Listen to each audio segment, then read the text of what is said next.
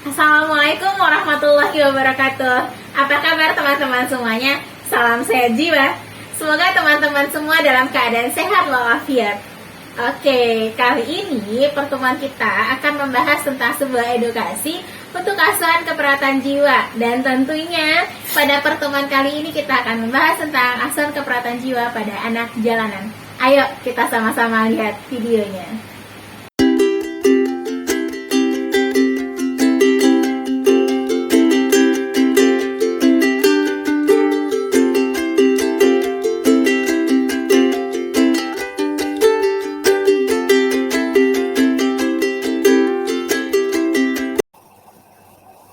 Baik, kita akan masuk kepada asuhan keperawatan jiwa pada anak jalanan.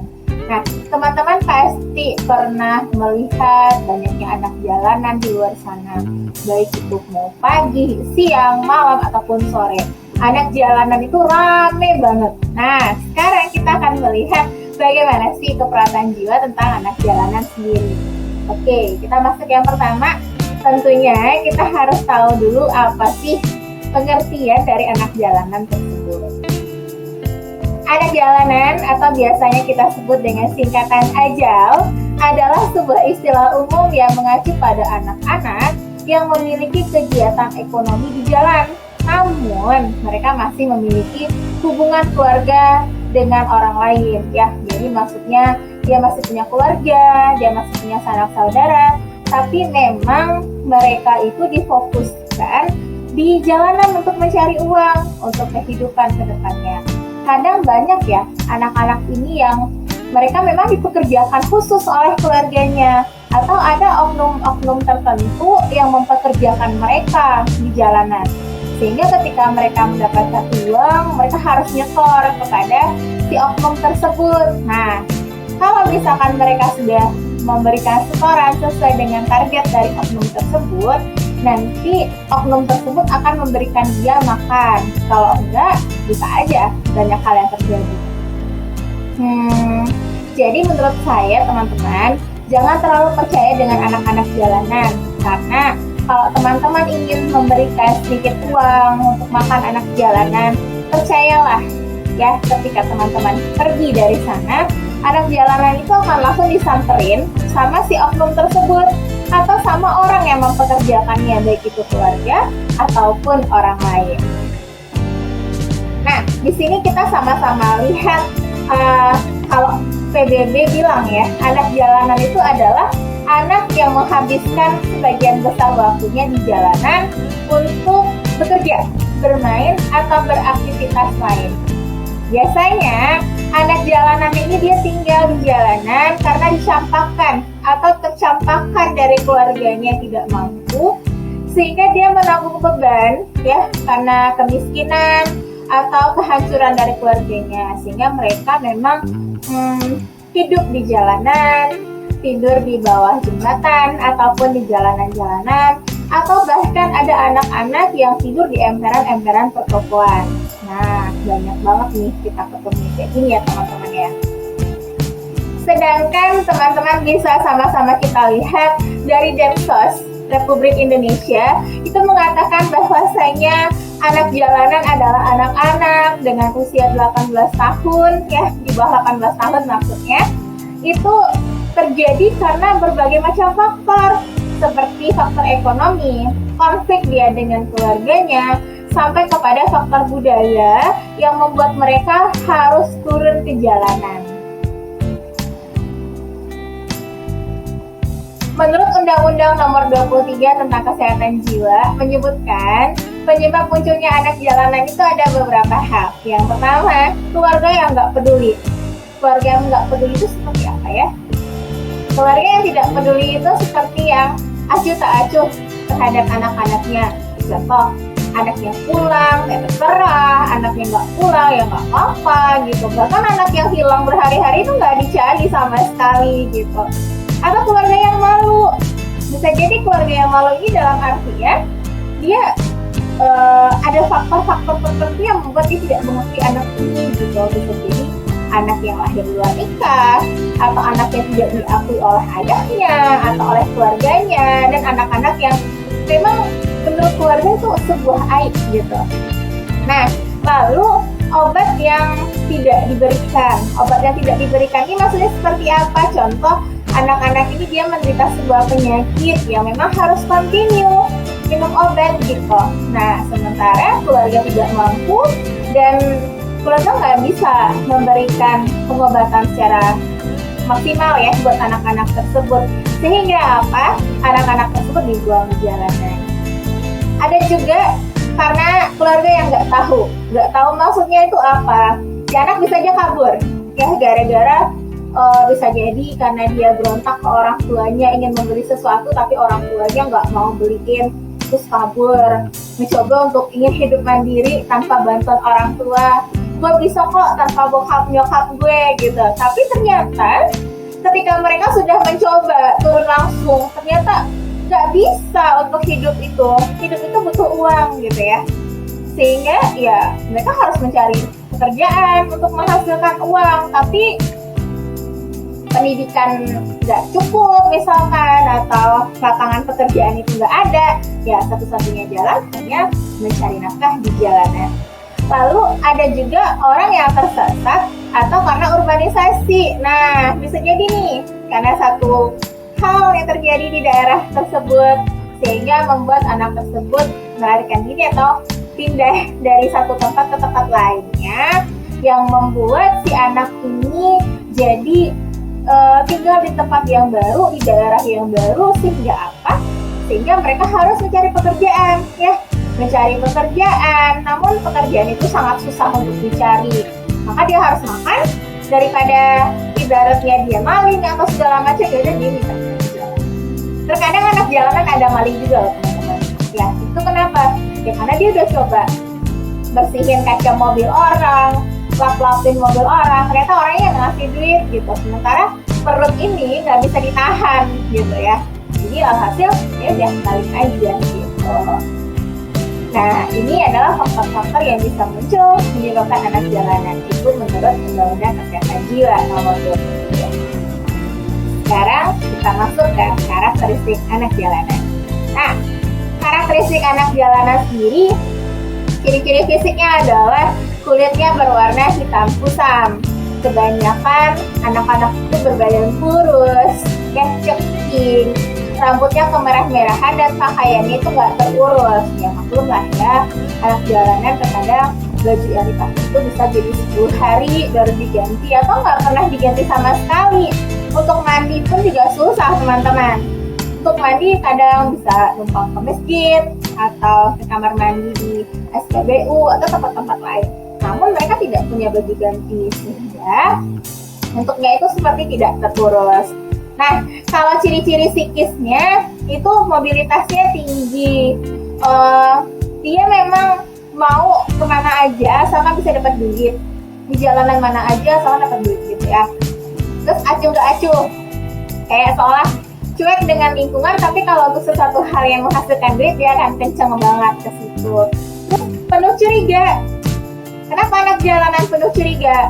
Anak jalanan itu untuk mencari duit itu susah banget, sehingga ketika dia mempunyai uang, dia mendapatkan uang nggak sedikit, itu dia akan menaruh rasa curiga kepada orang lain.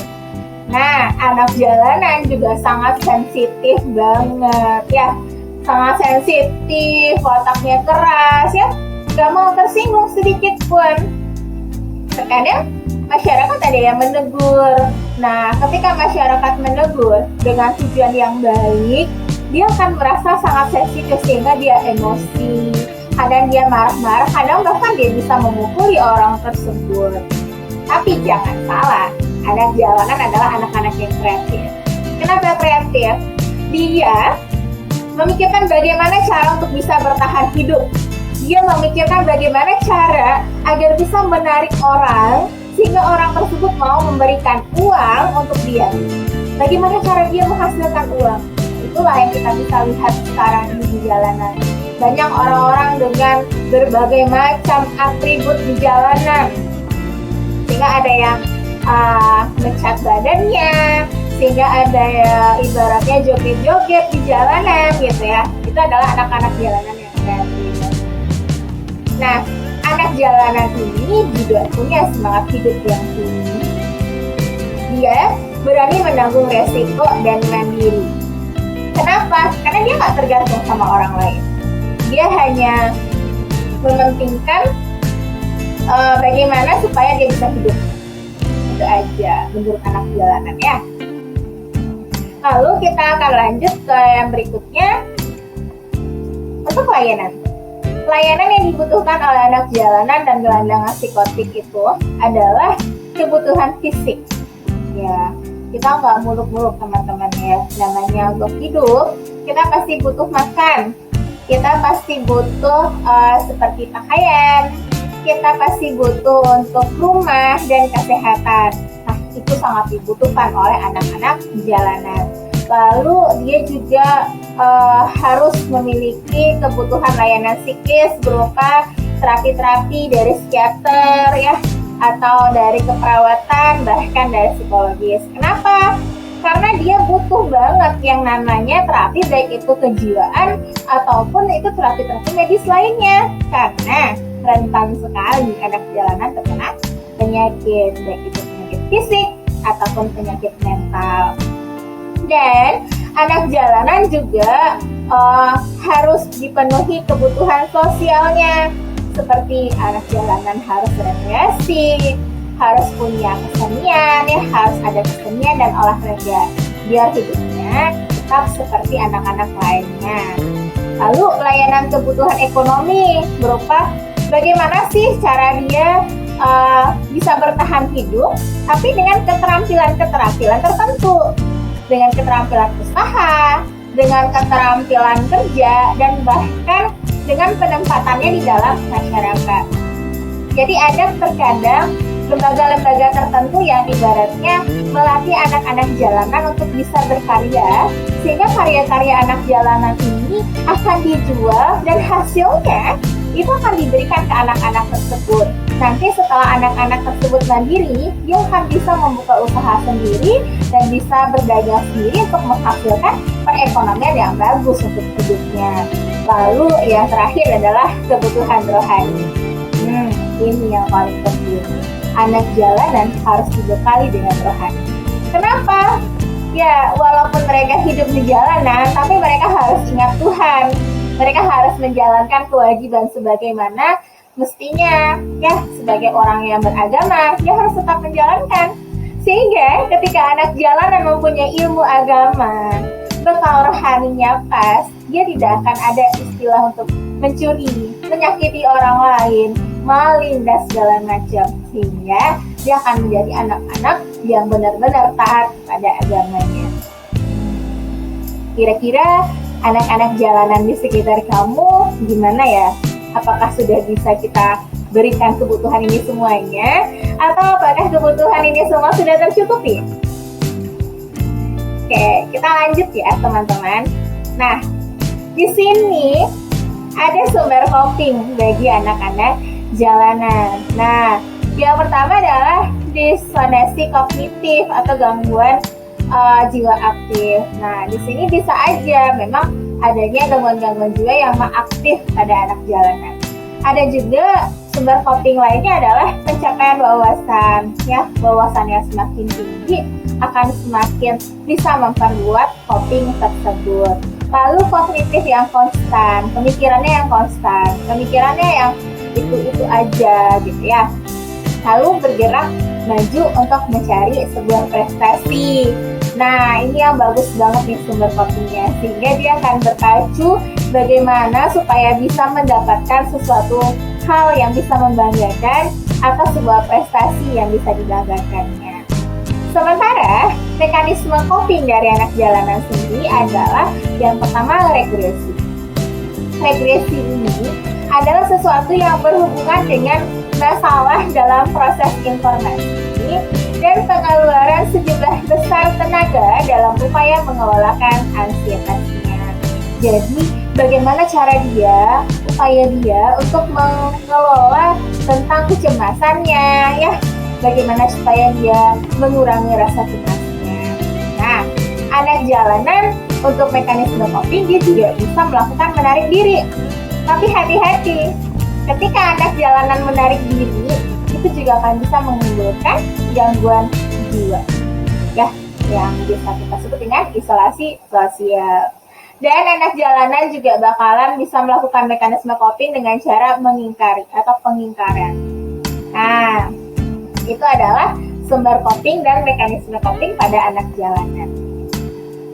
Sekarang kita masuk yang berikutnya.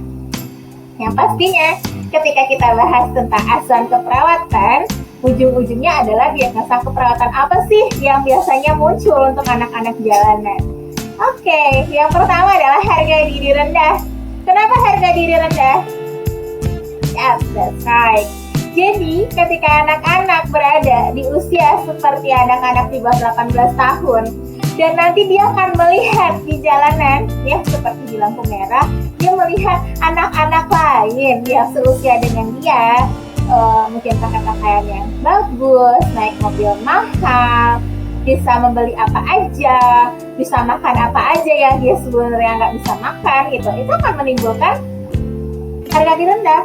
Wah, saya sepertinya nggak ada artinya, saya sepertinya nggak berguna, saya sepertinya seperti yang lain yang menunjukkan bahwa si anak tersebut mengalami harga diri rendah.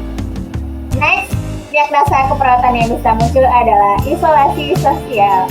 Ingat, permasalahan utama dari anak jalanan bisa terjadi isos. Kenapa? Ketika dia dikucilkan oleh lingkungan masyarakat, jadi itu anak jalanan, maka itu akan membuat dia sedikit frustasi sehingga dia lebih menarik dirinya. Ya, seperti yang kita bahas tadi, salah satu bentuk dari mekanisme coping anak jalanan adalah menarik diri. Apalagi ketika di jalanan itu ketemu dengan orang-orang yang kekuatannya lebih kuat daripada si anak tersebut, sehingga anak tersebut akan mengalah, dan ujung-ujungnya daripada dia berantem, dia menarik diri. Dia lebih senang sendiri, dia lebih senang untuk menyendiri, tidak mau berbicara dengan orang lain. Lalu, diagnosa berikutnya adalah gangguan persepsi sensori. Nah, halusinasi bisa terjadi pada anak jalanan. Kenapa?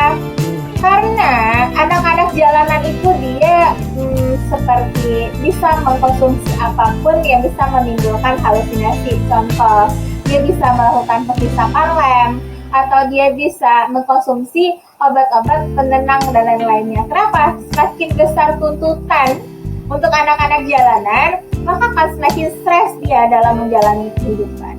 Apalagi seperti yang saya bilang tadi, anak-anak jalanan yang memang ada oknum tertentu yang akan menggaji dia, yang mengharuskan dia untuk membayar sepersekian dalam satu hari. Sehingga mereka harus mencapai target itu.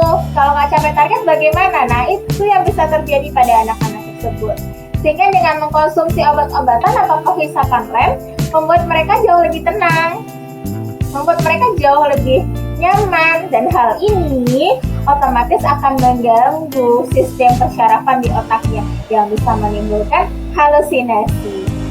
Nah, anak jalanan juga bisa terjadi diangkat diagnosa resiko perilaku kekerasan ataupun perilaku kekerasan. Kenapa ini bisa terjadi, teman-teman? Karena kehidupan jalanan itu keras banget. Sampai-sampai anak jalanan itu bagaimana supaya dia bisa bertahan hidup, pastinya dia akan melakukan segala hal. Ya, bisa jadi dengan berantem, contoh aja lah. Misalkan teman dia dapat rezeki, sementara dia dari pagi nggak dapat, perut sama-sama lapar. Alhasil apa? Terjadilah kekerasan di sana. Ya, main pukul, main tendang, dan segala macam. Karena kekerasan hidup tersebut menjadi sebuah hal yang sudah biasa dan lumrah bagi anak-anak jalanan. Intinya, ketika hidup di jalanan, siapa yang kuat, dia yang bertahan. Nah, anak jalanan juga bisa mengalami gangguan proses pikir atau waham. Kenapa sih bisa terjadi waham? Ya, betul banget, teman-teman. Bisa terjadi waham karena anak-anak tersebut merasa dirinya harus akan jadi lebih baik dari dirinya sekarang. Sehingga mereka seperti mempunyai sebuah impian, yang impian tersebut kalau mereka membayangkan lama-lama itu seperti sesuatu yang nyata. Dan itu membuat diri dia itu jadi lebih bersemangat. Boleh ya sebenarnya kalau kita bermimpi untuk menjadi sesuatu. Tapi satu yang harus diingat, kita harus kembali lagi bagaimana cara untuk meraih mimpi tersebut. Sementara anak jalanan dia nggak punya daya dan upaya bagaimana cara meraih mimpi tersebut. Alhasil, ya dia meyakinilah bahwasanya dirinya menjadi sesuatu yang besar. Sehingga terjadilah waham, tidak sesuai dengan realita yang sesungguhnya. Bagaimana? Ketemu nggak dengan anak-anak jalanan yang kayak gitu? Dan diagnosa berikutnya adalah resiko bunuh diri. Kenapa bisa terjadi resiko bunuh diri? Karena balik lagi ya kayak bisa bilang tadi, kehidupan yang sangat keras yang membuat dia harus makan bagaimanapun caranya, tapi nggak bisa. Ataupun kalau ada kelompok geng jalanan lain yang lebih kuat dari dia akan tertindas. Alhasil seperti akan terjadi putus asa, gak bergairah, kehilangan semangat hidup. Ditambah lagi dengan keluarga yang tidak mencarinya atau keluarga yang membuangnya, maka dia bisa dengan gampang mengakhiri hidupnya sendiri. Bahkan banyak anak-anak jalanan yang melompat dari tempat ketinggian ya, atau anak-anak jalanan yang memang sengaja mengkonsumsi obat-obatan terlarang sampai dia bisa meninggal. Bahkan ada yang melakukan bunuh diri, gantung diri, dan segala macam. Tragis kan teman-teman. Nah, yang terakhir, diagnosa keperawatan yang bisa diangkat oleh seorang perawat untuk anak jalanan adalah defisit perawatan diri.